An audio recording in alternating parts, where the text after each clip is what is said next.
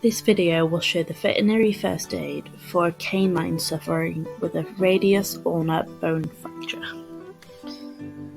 Patients can suffer with different types of fractures depending on their injury, such as with juvenile canines, they can commonly suffer with radius fracture injuries.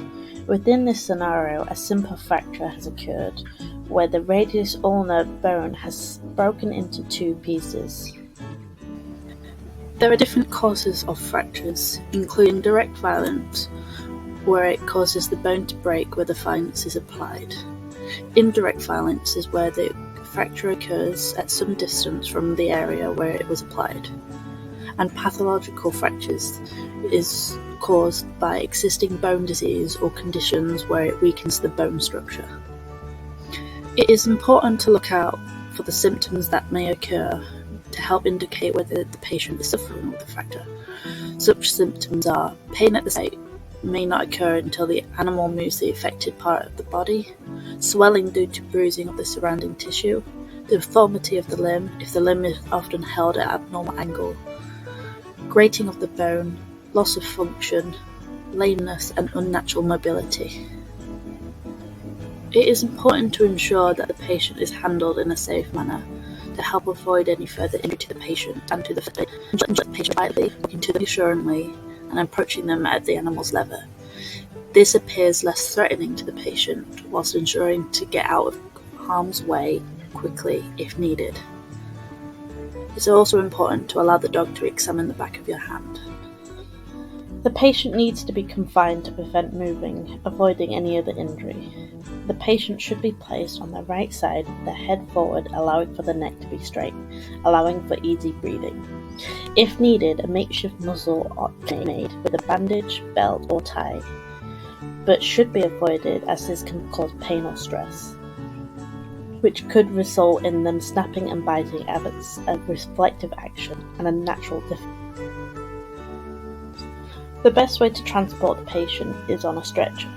This can be improvised with a hard-based board, which will allow the backbone to be kept as straight as possible, avoiding any further damage to the patient.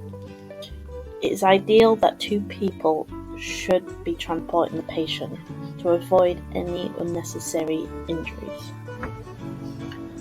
The sensation of voluntary motor function of the affected limb needs to be checked. This will help to assess the internal structure of the bone, allowing right treatment to be provided.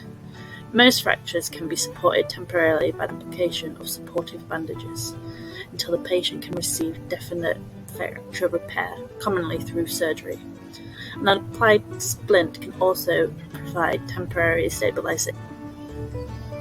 Ensure to place padding between the toes to prevent rubbing. Also ensure to cut the nails to avoid any damage to the bandage or any damage to the patient's paw. Added. As shown, starting from the top of the front paw, rolling down the pad longitudinally, down the dorsal aspect of the limb to the foot, under the pads, then up the palmar aspect. Then reverse the procedure to return to the starting position. Start wrapping the padding diagonally as shown around the paw and then apply spirally. Whilst bandaging the limb, as shown, as this helps provide support, prevent excretion and expels moisture, whilst also preventing pressure sores from occurring. The same step you out with a conforming bandage. This layer helps to hold the padding in place whilst also providing protection, support, immobilization and compression. The final layer that needs to be added is a cohesive bandage. This needs to be placed as shown. This bandage helps provide durability, extra support and compression where needed. Once at the veterinary practice, the patient needs to go through a PED for which bones have been injured. This is often done with X-ray, which allows for imaging of the fracture of appendicular skeleton. A minimum of 2 high-quality radiographs should be taken, including joints immediately proximal and distal to the fractured bone. Attention should be given to the fracture location and the overall appearance of the bones, to be included with the history and clinical examination findings. This helps to ensure there is no other reason other than the trauma for the development of the fracture. It is common for 40% of patients with orthopedic injuries to have concurrent thoracic or abdominal injuries, making it essential for assessments of rapid evaluation of respiratory and circulation function to be conducted. Is often started immediately. It is common for injuries to be followed by a state of shock. This could be life-threatening if not treated due to the failure of the circulatory system. This makes it essential when providing first aid to assess the patient for shock. Trauma to the central nervous system, which is the brain and the spine, can cause a significant reduction in blood flow, and if left untreated, the blood vessels in the brain can also begin to leak. All of this can reduce the blood flow from the injured area. The combination of leaking, swelling, and sluggish blood prevents delivery of the oxygen and nutrients to the neurons, which are the nervous system's core components, including the brain, spinal cord, and peripheral ganglia. This can cause them to die. A common symptom of shock is the patient's blood pressure and heart rate will drop.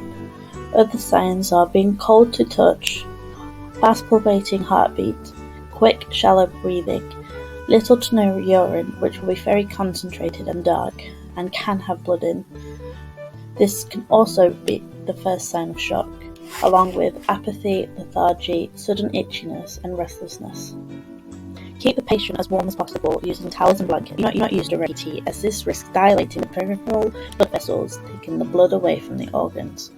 Ensure to keep the animal as comfortable as possible in a safe, secure environment, reducing the light and noise as much as possible.